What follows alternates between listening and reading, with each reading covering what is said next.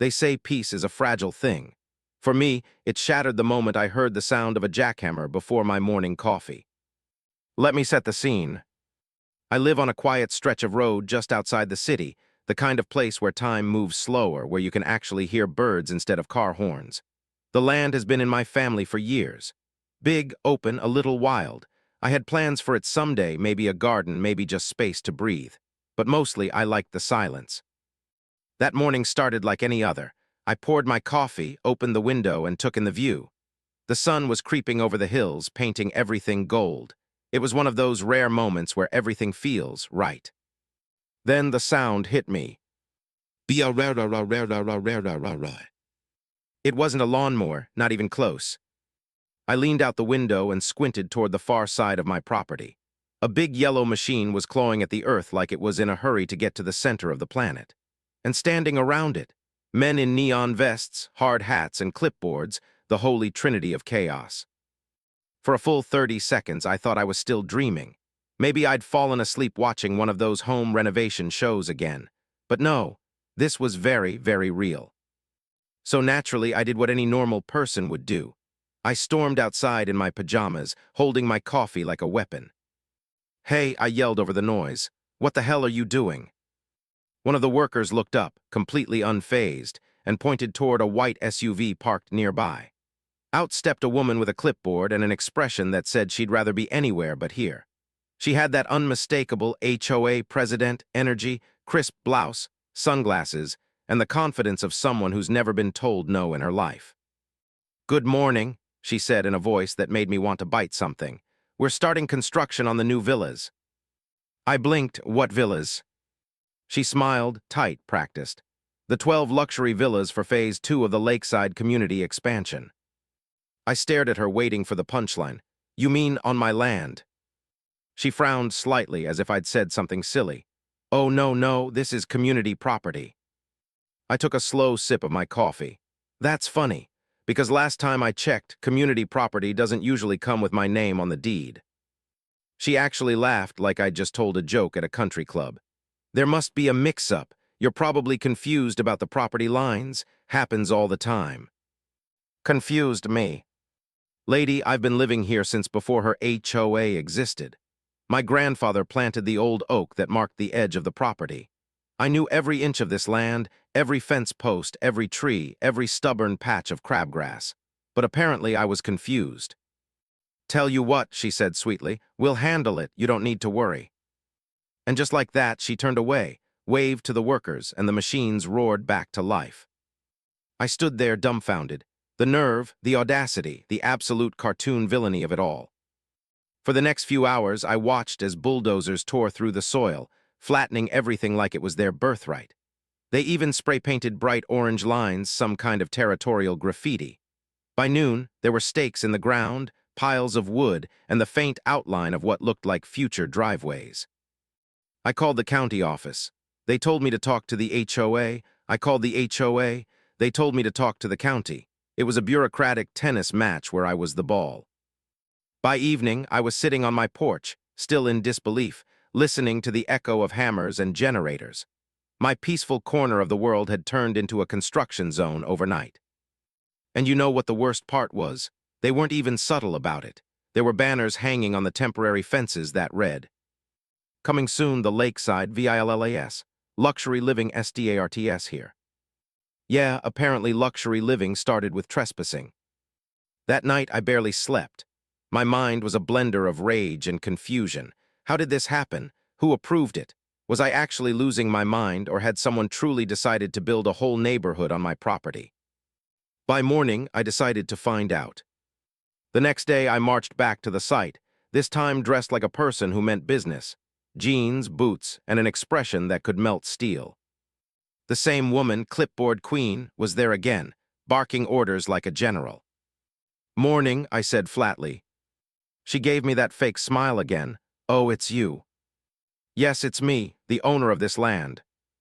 She sighed dramatically, as if I were some annoying neighbor complaining about fence height. "I already explained, this section is part of the new community plan." "Show me the paperwork." She blinked, clearly not expecting me to ask that. "Excuse me." You said it's community property, so show me the proof. The deeds, the surveys, anything that says this isn't mine. She hesitated, then smiled again. That's confidential HOA material. Oh, is it? I said. Because I've got something that isn't confidential. It's called a deed and it has my name on it. She waved her hand like I was a fly. Listen, this isn't the time or place. If you have concerns, you can take it up with our legal department. Then she turned away, just turned her back on me. That's when something in me snapped. Not in a screaming, throwing things kind of way, more like a slow, cold burn of realization. These people didn't think I could stop them. They thought I was just some clueless landowner who'd eventually give up. They were wrong. I smiled, turned around, and walked home. On the way, I stopped to take pictures, the machines, the workers, the banners, even the woman herself. Every nail they hammered, every shovel of dirt they moved, I documented it. If they wanted to play this game, I'd play, but not by their rules. Over the next few weeks, the construction didn't slow down, it accelerated. Where there used to be open land and trees, now stood concrete foundations and framing skeletons. The noise was constant, the clatter of metal, the drone of saws, the endless beeping of trucks backing up. My peace was gone, but instead of fighting them head-on, I watched. I took notes. I gathered every piece of evidence I could find, tax records, zoning maps, boundary surveys, even aerial photos from the county website. I talked to old neighbors, the kind who'd been around long enough to remember when my land was still pasture. And what did I find? Oh, it was worse than I thought. The HOA had somehow misread the boundary lines, or maybe they didn't misread them at all. Maybe they just didn't care. Their fancy expansion map had swallowed up almost 5 acres of my property. 5 acres, that's not a mistake, that's a land grab. I should have been furious, and I was, but part of me was fascinated. Watching them pour concrete and build foundations on land that wasn't theirs felt surreal, like watching someone decorate a house they didn't realize was on fire. One morning, about a month in, a group of realtors showed up. They were taking photos, talking about pre-sale options. I overheard one of them say the villas were already worth millions. Millions on my dirt. I wanted to scream. Instead, I smiled, because somewhere between the rage and the disbelief, a thought occurred to me. Let them build. Let them finish every last villa, hang every light fixture, plant every overpriced palm tree. The more they built, the more money they sank into my property. And when the time was right, I'd remind them whose name was on the deed. By now, my friends thought I'd lost it. You're just letting them build, they asked. Yep, I said, sipping my coffee calmly. But they're stealing your land. Oh, I know, I said. But you know what's better than catching a thief? Catching a thief after they've remodeled your house. Over the next few weeks, my morning routine changed. No more peaceful sunrises. Now it was construction symphonies and sawdust showers, but weirdly enough, I got used to it. I'd stand at the fence, watching the chaos unfold like it was free entertainment. Sometimes the workers would wave. One of them even offered me a brochure for lakeside villas coming soon. I smiled and said, "Oh, I know, I own the land." He laughed, thinking I was joking. The irony was delicious. Every day I made notes, progress photos, dates, everything. And each night I'd review my files like a detective building a case, because that's exactly what I was doing. They thought I was powerless, but I had patience, and patience, as it turns out, is the sharpest weapon in the world. By the time winter rolled around, the villas were halfway done. Big, white, modern things with balconies and glass walls. It was almost funny. I couldn't afford to buy one of those houses, but they were building 12 of them for me. The HOA lady still avoided me. She drove by in her SUV, sunglasses hiding her eyes, pretending I didn't exist. But I saw her, and every time she passed, I smiled just a little. Because she didn't know it yet, but I was letting her build my empire. That's how it all began, with a cup of coffee, a jackhammer, and a woman who thought I'd roll over. Spoiler alert, I didn't. By the time the second month rolled around, my quiet property looked like a war zone made of concrete, clipboards, and misplaced confidence. The HOA wasn't just building villas, they were building an empire of smugness. And leading them was the Queen herself, Patricia Sanders, HOA president, destroyer of peace, collector of complaints, and full-time professional meddler. I didn't even need to ask her name. She announced it proudly during one of her community inspection visits. "Good morning," she said one Saturday, stepping out of her SUV like she was about to bless the land with her presence. "We're ahead of schedule." I just smiled and sipped my coffee. On my property, impressive. She ignored that typical Patricia move. Behind her, construction workers were hammering, sawing, and shouting, the soundtrack of my stolen paradise. The air smelled like wet cement and bad decisions. Patricia strutted around in her pressed white blouse, gold pen clipped to her collar, barking instructions like a dictator in heels. You could tell she lived for moments like this. She wasn't just managing construction, she was performing it. I swear she even had a pose for every situation. Hands on hips for authority. One finger raised for you're wrong. Clipboard slap for end of discussion. I started keeping track. By now, the workers knew me as the coffee guy. Every morning, I'd stroll down, cup in hand, watching as the villas took shape, 12 giant boxes of glass and ego. They'd wave, I'd wave back. None of them had any idea that the land they were standing on wasn't theirs. Sometimes I'd ask harmless questions just to watch Patricia twitch. "So, Patricia," I'd say casually, "how's the insurance on these, in case there's a legal dispute?" Her smile would freeze. "Everything is in order," she'd snap.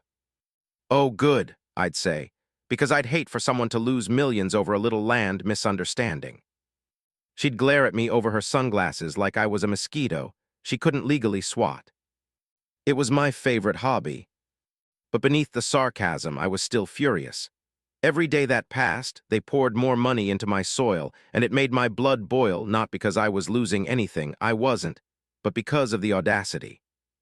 They genuinely believed they could bulldoze someone's property and get away with it. They had lawyers, paperwork, and a scary amount of confidence. They thought I was the kind of person who'd shrug, say, "Oh well," and move on. They had no idea who they were dealing with. One afternoon, Patricia called a meeting at the construction site. She was standing on a half-built patio, surrounded by her board members, a bunch of well-dressed suburban soldiers with clipboards and iced coffees. I stood at a distance, pretending to water the weeds near my fence.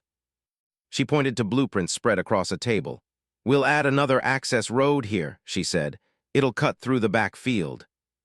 "My back field?" "Ma'am," one of the contractors said, "that area might still be private property." "Not anymore," Patricia interrupted sharply. "We've handled it." "Handled it?" The words burned. I walked closer, handled it, huh? Everyone froze. Patricia's smile tightened. "Oh, good you're here," she said, trying to sound friendly and failing spectacularly. "We were just discussing boundary logistics." "Boundary logistics," I repeated slowly. "That's a fancy way to say we're taking what's yours, isn't it?" A man in a polo shirt, probably the treasurer, stepped forward nervously. "We have all the necessary approvals, sir." "Oh, great," I said. "Show me one." They glanced at each other. Papers shuffled. Someone coughed. Patricia finally said, "Those documents are confidential HOA property." I smiled, leaning on the fence. "Right, because heaven forbid the actual owner of the land sees them." Patricia crossed her arms. "Sir, you are bordering on harassment." I laughed. "Harassment? You built a mansion on my tomatoes, Patricia." Her lips tightened. "This conversation is over." She turned on her heel and marched away, her little army following. I stood there for a long moment, watching her go. Then I looked at the skeleton of one of the villas, steel beams rising out of my land like arrogance made solid, and whispered to myself, "You're building your own downfall, lady." That night, I did something I should have done sooner. I hired a surveyor. The next day, an old guy named Hank showed up with a GPS unit and a no-nonsense attitude. "Let's see where your land ends," he said. We spent hours walking the perimeter, planting bright orange flags at every official boundary point. When we finished, Hank looked at the map on his tablet and whistled. "Well," he said, "I'll be damned." "What?" I asked. He turned the screen toward me. "They didn't just cross your line, they built half their project on your side." I stared at the map, a digital image of my property, now decorated with a bunch of trespassing rectangles labeled Villa 1 through Villa 7. "Half?" I asked. He nodded. "At least, maybe more depending on drainage and easements." I couldn't help it. I laughed, a full disbelieving laugh. Something funny, he asked. Yeah, I said, they're building me a neighborhood. That night, I spread out every document I owned, the deed, the survey, the tax records. All clean, all clear, my name, my land, my right. And I made a decision. I wouldn't stop them, not yet. I wanted them to finish every last nail, every last fence, every last overpriced brick. Because the more they built, the deeper they'd dig their own hole. This wasn't just about revenge. It was about satisfaction. Over the next few weeks, Patricia doubled down. She must have sensed my calmness and mistaken it for defeat. Bad move. She even sent me an HOA letter, printed, sealed, and hand-delivered. I opened it expecting some kind of apology. Nope. It was a notice of violation. Apparently, my property, adjacent to the lakeside community, was visibly unkempt and not in harmony with the aesthetic values of the neighborhood. I almost choked on my coffee laughing. They were trespassing on my land, building mansions without permission, and I was the one getting fined for aesthetic disharmony. So I wrote back, Dear Patricia, thank you for your concern regarding my property. I'm thrilled to hear the HOA take such pride in maintaining aesthetics, especially while decorating my land with 12 identical concrete boxes. Please consider this my formal notice that your construction site is violating the aesthetic harmony of my peace of mind. Sincerely, the actual owner. I mailed it with a smile. A week later, Patricia cornered me near the edge of the property. You think you're clever, don't you? She hissed. I raised an eyebrow. Clever, no, just literate. She glared at me. You don't know who you're dealing with. Oh, I think I do, I said.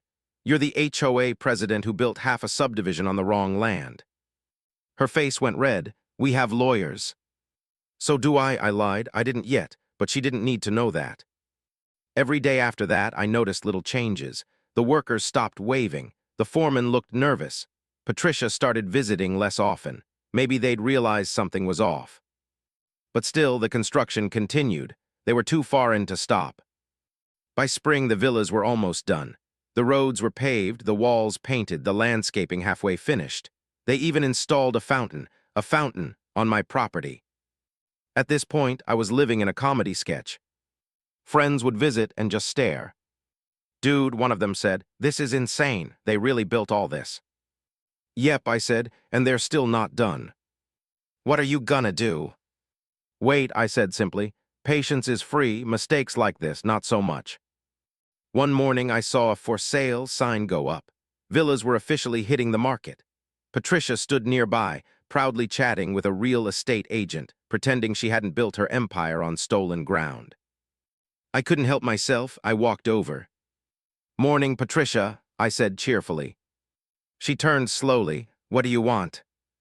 Oh, nothing, just admiring my land. It's not your land, she snapped. I smiled. Funny you should say that because I had a survey done. Want to guess where the line is? She froze. You wouldn't dare. Dare, I said. I wouldn't need to. You did all the work for me. For the first time, Patricia didn't have a comeback. She just stared, eyes flicking to the shiny new villas and then back to me. For a second, I saw it, the tiniest flicker of panic behind her designer sunglasses. I turned and walked away, leaving her standing there, surrounded by her community, her clipboard army, and her ticking time bomb of a mistake. That night, I sat on my porch, listening to the faint hum of construction one last time. The villas glowed under the floodlights, almost beautiful if you ignored the fact that they were built on arrogance and stolen soil. I took a sip of coffee and smiled to myself. They thought they'd won. But the truth, they just built me a fortune brick by brick, lie by lie. And soon, they were going to learn what happens when you underestimate the quiet guy at the edge of the neighborhood. You know that saying, keep your friends close and your enemies building luxury villas on your land.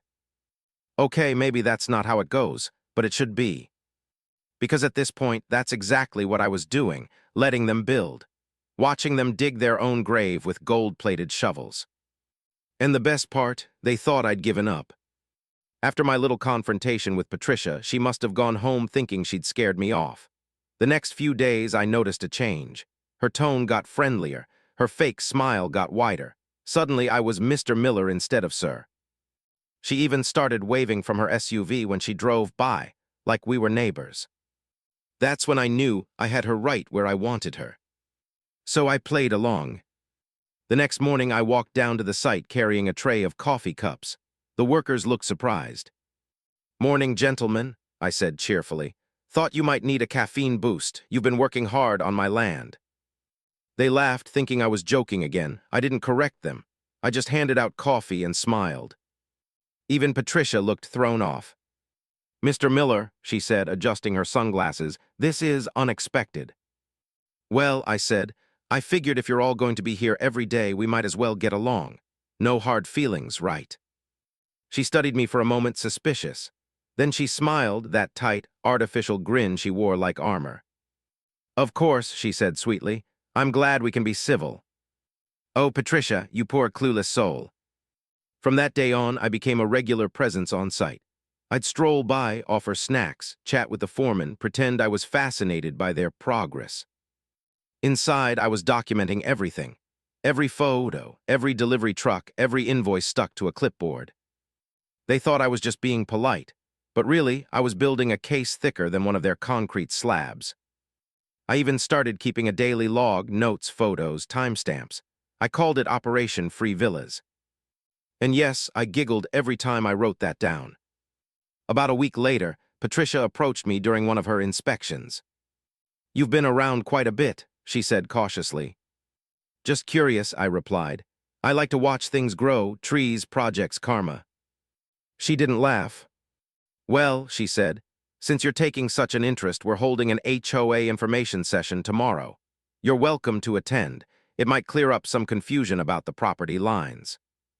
"Oh, I'd love to," I said, pretending to be delighted. She had no idea what she'd just invited into her nest. The next day, I showed up to the meeting wearing my best innocent landowner smile. They held it in the community clubhouse, the kind of sterile room with free cookies and passive-aggressive posters about neighborhood pride. Patricia stood at the front, clicking through a PowerPoint about Phase 2 expansion. The room was filled with HOA board members, contractors, and a few overly interested residents. "And this new section," Patricia said proudly, pointing to the screen, "will feature 12 modern villas, a shared courtyard, and a private access road." I raised my hand. She hesitated. "Yes, Mr. Miller." I leaned back in my chair. "Just a small question. When you say private access road, do you mean the one that runs straight through my property line?" A few heads turned. Someone coughed. Patricia's eye twitched. "We've reviewed the boundaries," she said tightly. "Everything is in order." "Oh, great," I said, "because I'd hate for all this effort to go to waste when the county survey says otherwise." Her jaw clenched. "Perhaps we can discuss this privately later." I smiled. "Sure, I'll bring my deed." The rest of the meeting was painfully awkward. Patricia stumbled through the slides while I sat there, sipping my complimentary coffee, pretending not to notice the growing unease in the room. When it ended, she pulled me aside. "Listen," she said, lowering her voice. "I don't know what game you're playing, but this project is already too far along. Backing out isn't an option." I smiled. "Oh, I'm not backing out. I'm just watching, as the owner." Her face flushed bright red. "You're bluffing." "Maybe," I said, "but if I am, why are you sweating?" She glared at me for a moment, then stormed off. I almost felt bad for her, almost. Over the next few weeks, things got even weirder. The HOA started avoiding me. They stopped sending letters. Patricia barely made eye contact anymore, but the construction, oh, that kept going. Roofing, painting, landscaping. They were so close to finishing that stopping now would have cost them a fortune. And every time they laid another tile or planted another flower, I smiled a little wider. Because I knew something they didn't. Every nail they hammered was making my future lawsuit stronger. But here's the thing. You can only watch a circus for so long before you want to join in. So I decided to have a little fun. One morning, I printed a big sign and stuck it near the fence where all the workers could see it. It read, "Welcome to Miller Estates, proudly built by people who do know who owns it." I figured it last about 10 minutes before someone tore it down. It lasted 2 hours. Then Patricia showed up furious. "This is harassment," she shouted. I shrugged. No, it's branding. You guys inspired me. You can't just put up signs. Why not? I said. It's my land, remember. She opened her mouth, then closed it again. For once, she had no answer. After that, things got quiet, too quiet. No more letters, no more fake smiles. Just the sound of construction finishing up, and Patricia pretending everything was fine while I stood nearby, sipping coffee like an overly polite supervillain. Then one day, I noticed something new. They were preparing for a grand opening. Banners, decorations, a big white tent for guests, the whole thing. And that's when I realized they really thought they'd won. The villas were done, polished, staged, and ready for buyers. The HOA was about to show off its masterpiece to the world. Perfect. Because I wasn't done playing, not yet. That week I made sure all my paperwork was flawless. The deed, the survey results, every photo and video I'd taken since day one. I even organized it into a neat binder labeled Exhibit A, the land I still own. Then I went out and bought a brand new suit. I wanted to look professional when I dropped my little bomb. On the morning of the grand opening, I walked over early. The place looked ridiculous, balloons, champagne, the works. The villas gleamed in the sunlight, all white walls and glass railings. Patricia was there, wearing a pearl necklace and that same fake smile, shaking hands with city officials and realtors. I slipped in quietly, smiling politely when people greeted me. No one questioned me. I looked like I belonged there, and in a way, I did. More than anyone else, actually. They gave speeches about community growth, vision, and shared spaces. Every sentence felt like another layer of irony I could barely keep from laughing at. And as the ceremony went on, I just stood in the crowd, waiting for my moment. When the ribbon cutting started, Patricia grabbed the scissors with all the pride of a queen christening her castle. Cameras flashed. The crowd applauded. And just as she cut the ribbon, I stepped forward and clapped loudly. "Congratulations," I called out. "Beautiful villas, really impressive work." She looked startled but smiled politely. "Thank you, Mr. Miller." "Oh, please," I said, stepping up beside her. "You should be thanking me." The crowd went quiet. She blinked. "Excuse me." I held up my binder and smiled. "Because you built all of this on my property." The silence that followed could have stopped time. Patricia froze, the color draining from her face. A few people laughed nervously, thinking it was a joke. But then I flipped open the binder and held up a copy of the deed, big, bold letters with my name and property lines. "This land," I said clearly, "legally belongs to me, and I've got every document, survey, and photo to prove it." Gasps, murmurs. Someone actually dropped their champagne glass. Patricia's lips trembled. That's ridiculous." "Really?" I said. "Because the county survey says otherwise, so does the title office. So does this guy named Hank, great surveyor, by the way." A few people started whispering. The contractors looked like they wanted to disappear. Patricia tried to recover, straightening her blouse. "We'll settle this privately." "Oh, I agree," I said, "in court." And with that, I smiled, turned, and walked away, leaving behind a crowd full of stunned investors, confused officials, and one very pale HOA president. As I reached the edge of the property, I looked back one last time. The villas gleamed under the sun like trophies, and every one of them was mine. They didn't know it yet, but I just turned their biggest triumph into my biggest payday. And honestly, I couldn't wait to see the look on their faces when they realized I'd been cooperating the whole time. If you've ever watched someone's confidence crumble in real time, you'll understand how satisfying it is. Especially when that confidence belongs to a person who's been building mansions on your land for 6 months straight. That's the exact look Patricia Sanders had when I dropped the bomb at her perfect little ribbon-cutting ceremony. But let's rewind a few hours, because the day started like a scene out of a luxury real estate commercial. The sun was shining, the grass was freshly mowed, and the villas stood there gleaming like they were trying to audition for a magazine cover. There were white tents, champagne tables, and an absurd amount of balloons. Someone even hired a string quartet. I'm not kidding, violins on a construction site. Patricia had gone all out. She was standing near the biggest villa, wearing pearls and a blazer that screamed, "I own everything I touch." The irony was delicious. I arrived early, wearing my new gray suit, holding my binder of evidence like a prop in a courtroom drama. A few people smiled and nodded, assuming I was an investor or something. One woman said, "Oh, you must be the architect." I grinned, something like that. Inside, I was laughing. Architect. Oh no, I was the landlord. As guests poured in, I took a slow walk through the villas. Every one of them was a masterpiece of overconfidence: white marble counters, open-concept living rooms, giant glass windows that looked out onto my trees. The place smelled like paint, new money, and ignorance.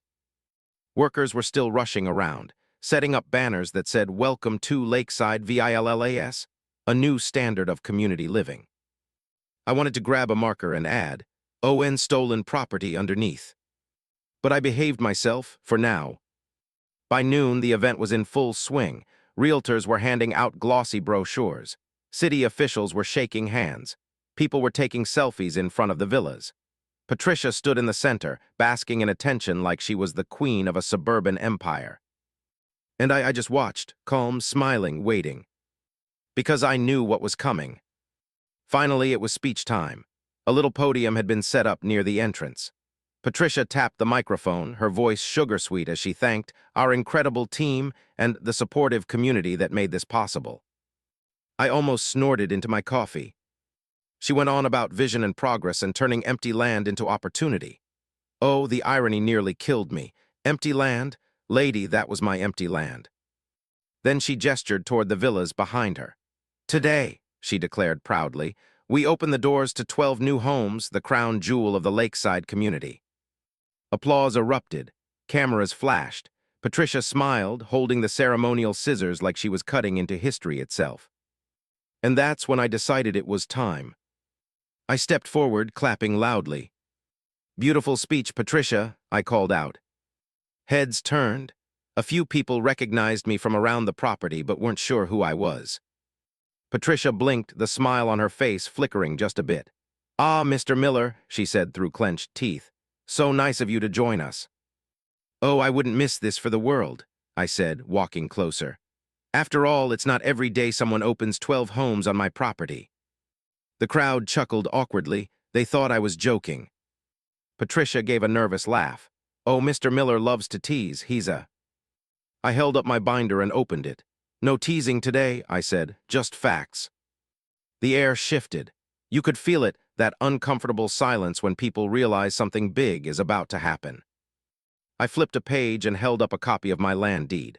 "This," I said, my voice calm but loud enough for everyone to hear, "is the original deed to this property, signed, sealed, recorded in the county office.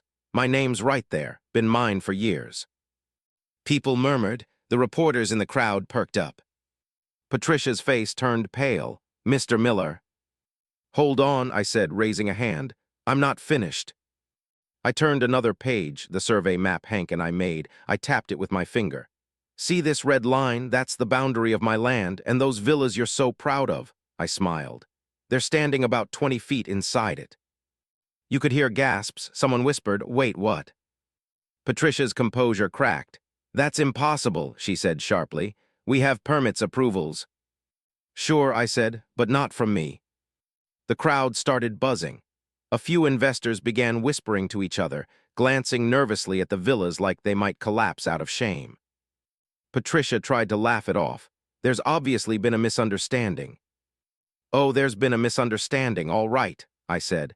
"You misunderstood whose dirt you were standing on." The audience was eating it up now. People pulled out their phones. A local news camera turned my way.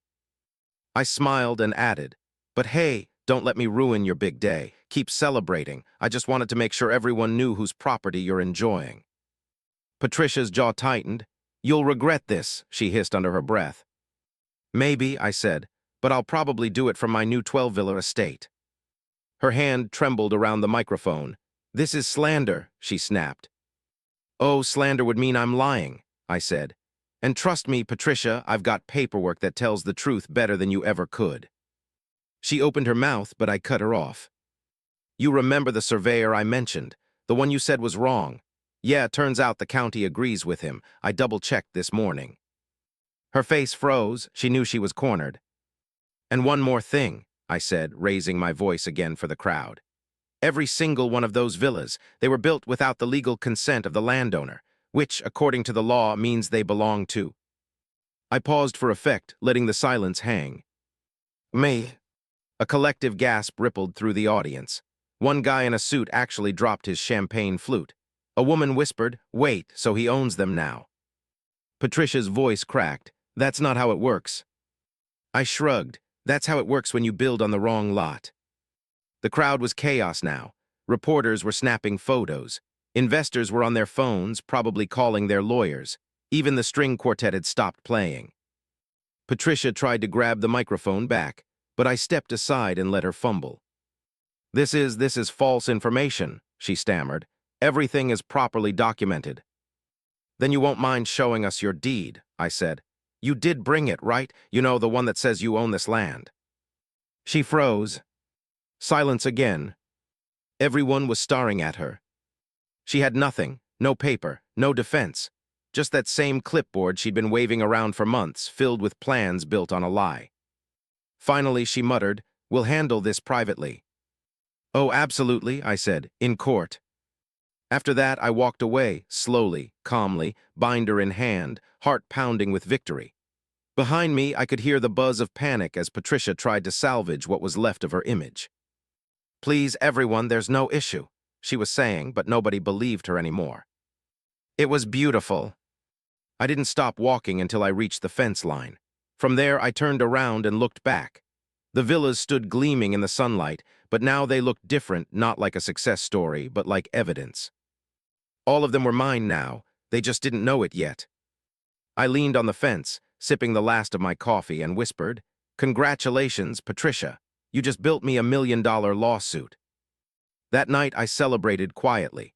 No champagne, no party, just me, my porch, and the sound of crickets returning to the land that was finally getting justice. I opened my laptop and sent an email to my new lawyer, a real one this time.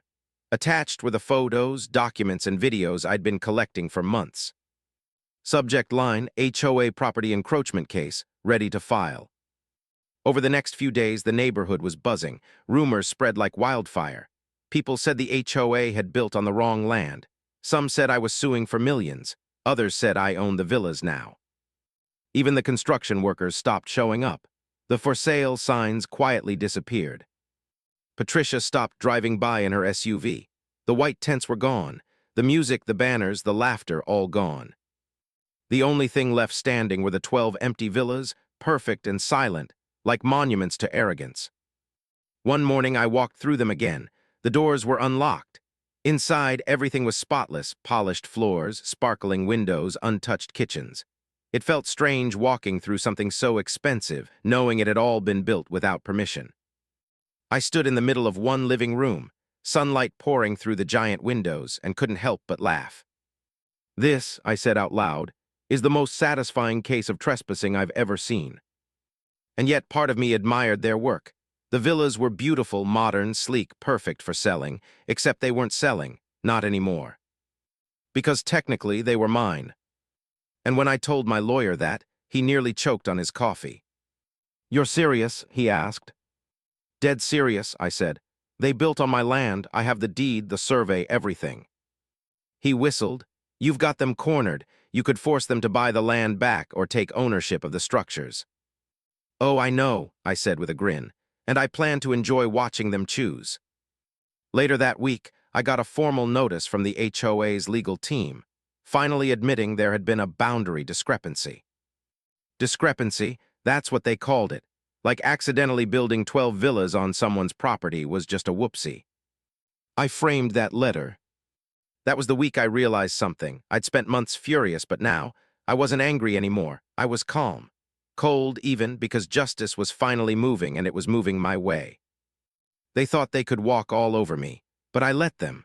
I let them march, build, and boast, and now every brick they laid was proof of their mistake. I didn't fight them with shouting or threats. I fought them with patience. And patience, my friends, always wins in the end. As I watched the sunset behind those empty villas, I couldn't help but smile.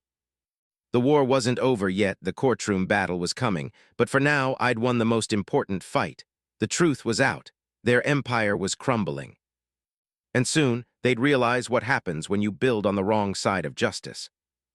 If life were a movie, This would be the part where the hero walks into the courtroom in slow motion, while dramatic music plays in the background. Except in real life, there was no music, just the squeak of my shoes on the courthouse floor and the faint smell of burnt coffee from the vending machine. Still, it felt like a scene, my scene. Because after months of watching, waiting, and pretending to cooperate, it was finally Judgment Day. The day I got to bring the deed, to court. The case was officially called Miller v. Lakeside Homeowners Association. It had a nice ring to it. When my lawyer Dan first said it out loud, I smiled. Sounds like a boxing match, I told him. He chuckled. It kind of is. You've got truth and paperwork on your side. They've got lawyers and arrogance. Should be a fun fight. I liked Dan. He wasn't fancy, but he was sharp, the kind of guy who could slice through legal nonsense like a hot knife through butter. He'd seen the photos, the surveys, the videos. When I showed him the HOA's letter accusing me of aesthetic disharmony, he laughed so hard he almost fell out of his chair. Patricia really sent this? He asked, wheezing. Oh yeah, I said. She even signed it with a gold pen. He shook his head. This is going to be good. Court day arrived like a thunderstorm you see coming for miles. Patricia and her HOA board showed up dressed like they were attending a high society brunch. Pearls, suits, and an air of smug confidence that said, we can buy our way out of this. I walked in with my lawyer and my trusty binder. Patricia wouldn't even look at me. She just whispered something to her attorney, a tall man with slick hair and a briefcase that probably cost more than my truck. The bailiff called for order and the judge, an older woman with sharp eyes and zero patience, took her seat. All right, she said, flipping through papers. Let's make this quick. Mr. Miller, you're claiming the HOA built 12 residential structures on land you own, correct? Yes, Your Honor, I said. And you have proof? I smiled and tapped the binder. Plenty. Patricia's lawyer stood. Your Honor, we maintain that Mr. Miller is mistaken. The HOA's expansion project was approved and properly zoned. The judge raised an eyebrow. Do you have documentation of that? He cleared his throat. We do, but... Good, the judge interrupted, because I'd like to see it. He froze right now. Yes, counselor, that's generally how court works. I bit back a grin. This judge didn't play around. Patricia's lawyer started digging through his papers, mumbling. I could see Patricia's face turning red already. When it was my turn, my lawyer stood up calmly. Your Honor, my client has the original property deed, along with recent survey results confirming the HOA construction encroached approximately 5 acres into his land. We've also brought photographic evidence, drone footage, and county assessor data. He slid the binder onto the judge's desk with the kind of confidence that said, game over. The judge flipped through the pages, adjusting her glasses. Huh, she said after a few moments. Your name's right here on the title. Yes, ma'am, I said proudly. Been there for 23 years. She nodded slowly. And you're telling me they built 12 villas on your property without consent? Correct. The judge sighed, leaned back, and gave Patricia a look so sharp it could have cut glass. Ms. Sanders, she said, would you like to explain how 12 entire buildings appeared on land that doesn't belong to your HOA? Patricia stammered. It was an honest mistake, Your Honor. The judge's eyebrows shot up. A mistake? Ma'am, we're not talking about planting a tree over the fence line. You built 12 houses. The courtroom chuckled. Even the bailiff smirked. Patricia's lawyer quickly jumped in. Your Honor, if I may, the confusion arises from overlapping county maps. The HOA believed this parcel was included in their Phase 2 development plan. The judge turned to me. Mr. Miller, did you ever agree to sell or lease this land? No, Your Honor, I said. In fact, I told them multiple times it was mine. They ignored me. I even brought them coffee while they trespassed. A few people laughed outright. The judge tapped her pen. So let me get this straight. They built luxury villas on your property without your permission and then attempted to sell them. Yes, ma'am, I said. They even held a ribbon-cutting ceremony. I was there. She blinked. You attended. Oh, I wouldn't have missed it. That's actually where I told them the truth in front of the cameras. For the first time, the judge smiled. You told them during the ceremony. I nodded. Yep, right after they cut the ribbon. Even the court reporter had to cover her mouth to keep from laughing. Patricia's lawyer looked like he wanted to sink into the floor. "Your Honor, if I may, my client would like to propose a settlement." "Not so fast," the judge said, raising a hand. "Before we talk settlements, I'd like to hear what this deed everyone keeps mentioning says. Mr. Miller, do you have it?" I nodded, standing. Slowly, dramatically, I opened the binder and pulled out the original document, the same one my grandfather had given me years ago. It was old but well kept, the ink still dark, the signatures clear. I walked it up to the bench and laid it gently in front of the judge. The room went dead silent. She examined it for a long moment, tracing the seal with her finger. Then she looked up. "This," she said, "is legally binding, and it predates every single HOA document in this case." Patricia's lawyer swallowed hard. "Your Honor, perhaps we can." The judge slammed her gavel once. "Enough, I've seen enough." She turned to Patricia. "Ms. Sanders, I don't know if this was arrogance or incompetence, but it's one of the most ridiculous property disputes I've ever seen. You didn't just cross a line, you built a gated community over it." The courtroom burst into laughter again. Even Dan couldn't help but grin. The judge continued, her voice firm but calm. "Mr. Miller's ownership of the land is undisputed. Therefore, all structures built upon it are considered his property under state law. Additionally, the HOA will be responsible for damages, legal fees, and back property taxes incurred during construction." Patricia's mouth dropped open. "But, Your Honor, those villas are worth millions." The judge nodded. "Yes, and now they belong to Mr. Miller. Congratulations, sir." The gavel hit the desk again. Case closed. For a second, I just stood there, stunned. Then I felt it, that slow, rising wave of satisfaction that starts in your chest and works its way up until you can't stop smiling. Patricia was frozen. Her lawyer was whispering frantically. The rest of the HOA board looked like someone had just told them Santa Claus wasn't real. Meanwhile, I was the calmest man in the room. I picked up my binder, turned to my lawyer, and whispered, 12 free villas. Not bad, huh?" He chuckled. "You might want to send them a thank you card." Outside the courthouse, reporters were waiting. Someone had leaked the story. Microphones appeared out of nowhere. "Mr. Miller, is it true you now own 12 luxury homes built by the HOA?" I shrugged. "That's what the judge said." "What are you going to do with them?" another asked. I smiled. "Haven't decided yet. Maybe rent them out. Maybe turn one into a museum called The House That Arrogance Built." The reporters laughed. Patricia stormed past us, muttering something about appealing, but everyone ignored her. That night I went home, sat on my porch, and just breathed. It was over.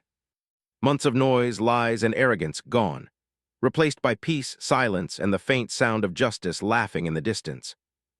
I looked out over my land, the same land they'd tried to take, and for the first time in a long time, it felt mine again. Well, mine and 12 villas. A week later, I got official paperwork from the county, titles transferred, property reassigned, my name printed neatly beside 12 parcel numbers. It didn't feel real at first, but when I drove down to the site, unlocked one of the villas, and stepped inside, I realized it was. The house was perfect, clean lines, high ceilings, echoing halls. It smelled like new paint and poetic justice. I stood in the center of the living room and laughed until my sides hurt. Because somehow, by doing absolutely nothing but being patient, I'd ended up owning an entire luxury development. Patricia and her HOA had literally built my fortune for me. People started calling me a local legend.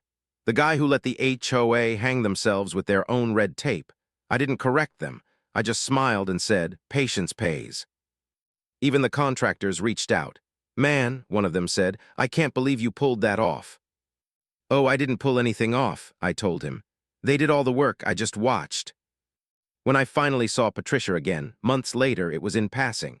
She was moving out of her house. The HOA had dissolved, crushed under the lawsuit and fines. She avoided eye contact, but I walked up anyway, smiled, and said, "No hard feelings, right?"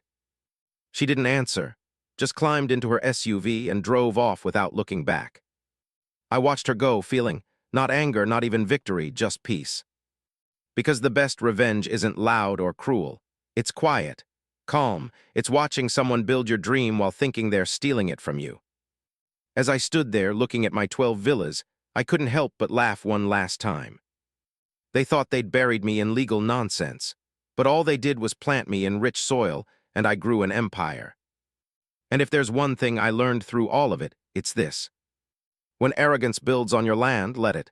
Just make sure you keep the deed handy. The morning after the court verdict felt different. The air was lighter. The silence, the same silence that once felt stolen, finally belonged to me again. No more bulldozers, no more construction noise, no more Patricia and her parade of arrogance. Just me, my land, and 12 shiny villas glistening under the morning sun like trophies of poetic justice. I stood there sipping my coffee, looking over what used to be a construction site and was now, technically, my luxury neighborhood. It still felt surreal. For weeks after the trial, the story exploded everywhere. The local news ran a headline. Homeowner wins case after HOA, accidentally, builds 12 luxury villas on his land. Accidentally, sure. They even interviewed me. I remember the reporter asking, "So, Mr. Miller, how does it feel to own 12 villas overnight?" I said, "Feels like karma has a great sense of architecture." They loved that quote. It went viral. Suddenly, I was the town legend, the guy who outsmarted the HOA. People recognized me at the grocery store. A barista once wrote "landlord legend" on my coffee cup. It was weird, but kind of awesome. Meanwhile, the HOA crumbled faster than a cheap cookie and hot tea. After the ruling, half the board members resigned. The rest tried to save face, but their credibility was gone. Homeowners started turning against them. Apparently, Patricia had used HOA funds, community money, to pay for legal expenses. That included her fancy lawyers, the ribbon-cutting event, and even the champagne. When the financial records surfaced, people lost their minds. There was shouting at HOA meetings, fist-banging. One guy threw a binder. Someone recorded it, of course. It was all over social media. I watched it like a reality show. The caption said, "HOA implodes after losing multi-million-dollar property case." Best entertainment I'd had in years. Patricia tried to act unfazed at first. She gave interviews claiming the ruling was unjust and that she was considering an appeal. But the more she talked, the worse she made herself look. People dug up everything, every bad decision, every arrogant quote, even her HOA newsletters. Someone found an old issue where she'd written, "We must protect our community from irresponsible landowners." The irony practically wrote itself. Then came the lawsuit from her own residents, a class action. They accused her of mismanaging funds and misleading them about property ownership. When I read that part, I nearly spit out my coffee. Patricia, who'd spent months talking down to me, now had her own community turning on her. I didn't celebrate out loud, but inside, I was throwing fireworks. The best part came a few weeks later, when I got a certified letter in the mail. It was from the HOA's lawyer, or what was left of them. The letter was short and painfully polite. "Dear Mr. Miller, in light of the court's decision, we respectfully request to negotiate terms for continued use or purchase of the developed properties currently situated on your land. Sincerely, Lakeside Legal Counsel. Translation: Please don't evict us from the 12 luxury villas you now own." I read it twice, smiled, and poured myself another cup of coffee. It was time to have a little fun. When we met again, me, Dan, and their new acting HOA representative, it was in the same courthouse where it had all started. Patricia wasn't there. She resigned by then, and rumor had it moved to another state, probably to find a neighborhood where no one knew her name. The new rep, a nervous man named Greg, tried his best to sound professional. "Mr. Miller," he said, sweating already, "we'd like to make a fair offer to purchase the land and homes back from you." I leaned back, pretending to think about it. "Fair offer, huh? You mean the land you took and the houses you built without permission?" He nodded quickly. "Yes, exactly." Dan smiled beside me. "You understand how that sounds, right?" Greg swallowed. "We do." I shrugged. "All right, I'll consider selling." Greg sighed in relief. "Too soon." "But," I added, "it'll cost you." "How much?" he asked. I smiled. "The same amount it cost you to build them, plus emotional damages for every morning I woke up to the sound of your bulldozers." His mouth fell open. Dan actually laughed. Greg stammered, that's millions." "Yeah," I said, "and it's funny, isn't it? Because that's exactly how much your HOA spent trespassing." He looked like he might faint. In the end, they couldn't afford to buy the land back. The HOA was broke. So the villas stayed mine. The county helped transfer everything over officially. Each house, each plot, each piece of paper now had my name on it. I didn't even have to lift a hammer. They built me a fortune for free. Sometimes karma doesn't just knock, it renovates your whole life. I decided to rent out a few of the villas. The rest I kept empty for a while just because I could. When I posted the listings online, people lost their minds. "Wait, aren't those the HOA houses?" one commenter wrote. "Oh, they were," I replied. "Now they're mine, and they're available on a 12-month lease." They filled up fast. Turns out people love the idea of living in a house built out of pure irony. I even named the development myself. A big wooden sign now sits at the entrance, hand-carved by a local artist. It reads, "Welcome to Miller's Reserve, built with other people's audacity." Best $300 I ever spent. People still bring it up around town. It's become something of a legend. "Oh, you're that guy," strangers say. "Yep," I say, "the one with the free villas." And every time they ask the same thing, "How did you stay so calm through all of it?" I tell them the truth, because anger burns fast but patience pays rent forever. A few months later, I ran into Hank, the old surveyor who'd helped me mark the property lines. He grinned when he saw me. "Heard you're a real estate tycoon now." I laughed, "I guess I am." He shook his head, chuckling. "Never seen anything like it. You let 'em hang themselves, huh?" "Pretty much," I said. "They built their own punishment." Hank looked out toward the villas, still shining under the afternoon sun. "You gonna keep 'em?" "Maybe," I said. "Or maybe I'll sell them off and buy a ranch somewhere quiet. No neighbors, no HOA, no drama." He nodded approvingly. "Can't say I blame you." The funniest thing, after the whole ordeal, other HOAs from nearby towns reached out to me. Not to sue, to learn. One even invited me to speak at their meeting about property law awareness. I laughed so hard I nearly dropped my phone. Imagine that, the guy who got trampled by an HOA, now teaching them how not to do it again. I actually went, just for the fun of it. Standing in front of a room full of nervous board members, I opened my speech with, "So, rule number 1, make sure you actually own the land you're building on." The room exploded in laughter. Best lecture I've ever given. By the end of the year, my life had changed completely. The rent from the villas paid off my debts, bought me a new truck, and funded a little side project I'd always dreamed of, a community garden on the edge of my property. No HOA, no rules, no power trips. Just neighbors planting tomatoes and laughing together. People from town started visiting. Some said it felt therapeutic. Others said it felt like freedom. I smiled every time, because that's exactly what it was. Freedom. One afternoon, as I watched kids run around the garden, I thought back to that first morning. The one with the jackhammer, the coffee, and Patricia's smug grin. It felt like a lifetime ago.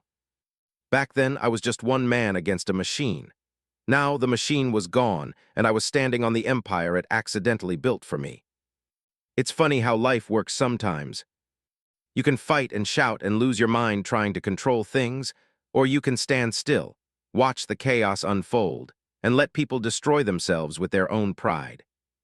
Either way, the outcome's the same, but the quiet victory, that one lasts forever.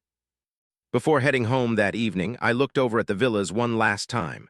They stood tall, gleaming against the sunset, a perfect monument to poetic justice. I whispered to myself, "Thank you, Patricia." Because honestly, she'd done me a favor. If she hadn't been so arrogant, I'd still be living quietly on an empty plot of land. Now I had a whole neighborhood, one she built, paid for, and lost in the most spectacular way possible. Sometimes the best revenge is letting people underestimate you. Sometimes it's letting them dig their own foundations. And sometimes it's just waiting for the right moment to drop the deed on the table and say, "Checkmate." It's funny how quiet life becomes after chaos. For months, my land had been full of noise. Bulldozers, shouting, hammers, engines, and Patricia's voice echoing through a megaphone like she was leading a parade. Now all that was gone. No workers, no HOA members, no arrogance in heels stomping across my property. Just peace. And 12 perfect villas standing under the morning sun, silent, beautiful, and mine. Some mornings, I still walk the property with my coffee, just to remind myself it's real. The gravel crunches under my boots, and the air smells like pine and new beginnings. It still blows my mind how things turned out. I never planned to be the guy who outsmarted an HOA. I never wanted a legal battle or a courtroom victory. All I ever wanted was peace, my own space, untouched, unbothered. But life has a strange way of testing you. It throws people like Patricia in your path, people who think power gives them permission, who confuse ownership with entitlement. And sometimes, it gives you the chance to teach them a lesson they'll never forget. After the court case, I spent a long time figuring out what to do next. I could have sold everything, retired, and vanished somewhere quiet. I thought about it more than once. But the truth is, I didn't want to just walk away. I wanted to turn this whole mess into something meaningful, something that would outlast me and remind people what happens when you stand your ground. So I started small. I turned the first villa into my home. I sold the second and third to good people, not developers, not speculators, but actual families. People who'd never join an HOA if you paid them to. I rented out a few others enough to cover maintenance and taxes. And one I turned into something special. The Lakeside Museum of Irony. Okay, that's not the official name, the sign just says the Lakeside Story. But everyone in town knows what it means. Inside, I set up a little display, photos of the construction, copies of the deed, even the original notice of violation, letter Patricia sent me about my unkempt property. People love it. Tourists come by, take pictures, and laugh. It's become a symbol not just of revenge, but of justice served cold and clean. But the villas weren't the real victory. The real victory was what came after. I built a community, a real one. No board meetings, no fines, no approved paint colors. Just neighbors who helped each other. We grew gardens, shared tools, held cookouts. Someone once joked that I'd started an HOA with no rules. I laughed and said, exactly, it's called being decent. Every now and then, people still bring up Patricia. Rumor has it she moved somewhere far away, changed her name, and refuses to talk about what happened. Some say she joined another HOA, but this time as just a member, not the president. I hope that's true. Maybe she finally learned what happens when you build your life on someone else's land, literally or metaphorically. Sometimes I imagine her seeing an article about me online, sipping her coffee and muttering, "I still don't believe it." And that makes me smile. The funny thing is, I didn't just win the case, I grew from it. At first I was angry, furious actually. They stole my peace, my quiet, my land. But in the end, their arrogance became my blessing. They spent hundreds of thousands to build something they didn't own, and I gained everything without lifting a single hammer. I learned that you don't always have to fight loudly to win. Sometimes, the best revenge is patience, letting people show the world who they really are while you quietly prepare your receipts. And when the time comes, you don't shout, you simply show the deed. People often ask me, what would you have done if you'd lost? I think about that sometimes. Maybe I would have appealed. Maybe I would have started over somewhere else, but deep down I know I still would have won something. Because standing up for yourself, for what's rightfully yours, is victory in itself. Even if you lose, the act of saying, "No, this is mine," changes you. It builds a kind of strength that can't be taken away. And that's something Patricia and her clipboard army never understood. They thought power was about rules and titles, but real power is knowing you're right and staying calm while everyone else loses their minds. A few months later, the county sent me the updated property records, officially listing me as the owner of all 12 villas. I remember holding those papers and laughing. It wasn't greed or pride. It was relief, the kind of laughter that comes when the storm finally clears. Because after all that noise, all the arrogance, all the chaos, the truth was still standing. Just like me. Now, when people visit, I tell them the story. Sometimes they think I'm joking. You're telling me the HOA built all this on your land, and you just let them. Yep. And then you took them to court. Not even right away, I say with a grin. I waited until the ribbon cutting. That's usually when they start laughing. Then they always ask the same question. Weren't you scared? Of course, I tell them. But I was more scared of losing who I was. That's the thing, it's not about land or money. It's about standing your ground when people try to walk all over you. One time, a young couple asked if they could use the garden area for their wedding. They said they wanted to get married on the land where justice grew. I couldn't say no to that. The ceremony was beautiful, small, simple, full of laughter. As I watched them say their vows under the oak tree my grandfather planted, I realized something. This land had come full circle. What once was the scene of greed and arrogance was now a place of love, laughter, and new beginnings. And I thought that's the best revenge of all. Sometimes I still drive by the old HOA office, or what's left of it. The sign's gone, the building's empty, and the parking lot's overgrown with weeds. It's funny, they wanted control, perfection, power. In the end, they got silence. Meanwhile, my land, the one they called unkempt, is alive, full of people, gardens, music, laughter. They built walls, I built a community. That's the difference between owning something and belonging to it. Every story needs a moral, I guess. Mine's simple, never underestimate quiet people. We're the ones who notice things, the ones who wait, the ones who don't rush to shout because we're busy writing everything down for the day it matters. Patience doesn't mean weakness. It means confidence, the kind that says, go ahead, dig your hole, I'll be here when you fall in.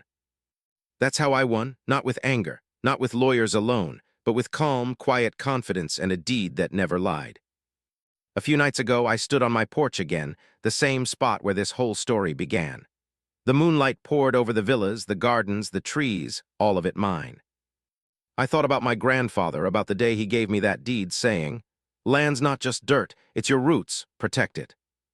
I smiled, don't worry, old man, I whispered. I did.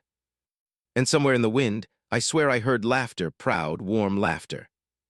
People think revenge is about getting even, but that's not true. Real revenge is when your peace returns, stronger than before. When your enemies destroy themselves trying to hurt you. When you don't have to lift a finger, because the truth does all the heavy lifting. And when you finally get to sit back, take a sip of coffee, and look at everything they built for you.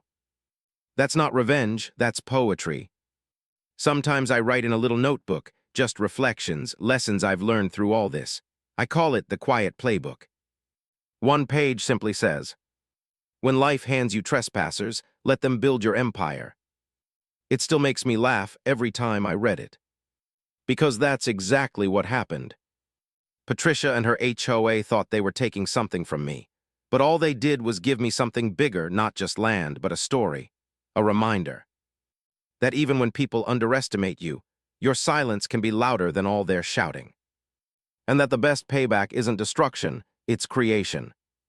Because while they were busy trying to claim my land, I was quietly turning it into my legacy. Now, whenever I see those villas glowing under the sunset, I don't see what they took. I see what they gave. I see proof that patience wins, that truth stands, that arrogance falls.